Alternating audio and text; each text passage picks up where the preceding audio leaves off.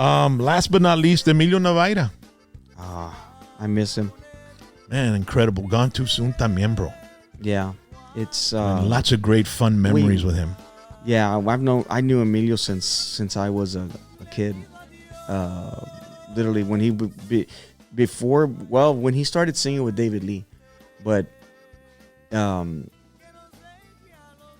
yeah, man, I feel bad. We kind of had a little thing. A falling out or what? Sort of. ¿Qué pasó, Bob? But now we got clickbait again.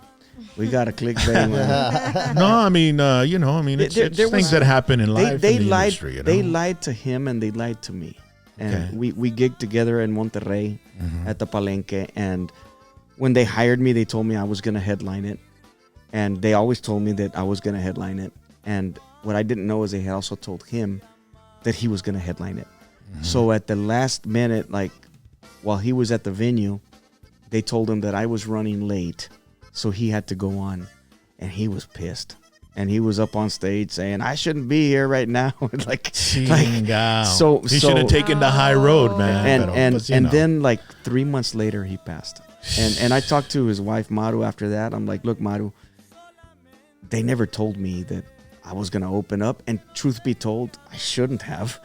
Right. But and I respect them a lot. But Monterrey is Monterrey for me, man. And Mexico for you, bro. I mean, everywhere you go into Mexico. And so I'm like, but she said, yeah, the thing is that, he's always saw you as like the little nephew, because he was hitting the road way before you did. Correct. And he knew me as a little, Roberto's son. Hey, mijo. He would always greet me with a kiss. And man, but you embrace things like that. Seeing your younger youth still doing it. You know what? I just, it always has affected me that he left kind of like not happy. He left and you all were on bad terms, man. Not bad. Just he thought that I had shown up late and we never got to like talk about it. Yeah. We never got to square things up, right? Because I loved him, man, and we were like family. That right? shit in the Tejano industry back in, they would, I mean, cuando era La Mafia y Más and all those bands playing together, they'd show up late. They'd screw with each other's sound. I mean, it was pretty bad, bro. It was nasty, bro. It was nasty, dude, and there was no need for it because we all had a common goal, and that was to lift everybody together. You know, and so that's. And so, I guess when Emilio and you had that little thing there, it was like going back to the old school stuff. Well, yes, because I'll tell you, they did me one bad. They did me one bad early on. See. And when I was barely coming out and he was the guy, right? And I was the new guy. See. And so I'll never forget, it was at the Tejanos for Children event. And I didn't know, that's for charity. And that was Emilio's like, Tejanos for Children, wasn't that Emilio's so foundation and stuff?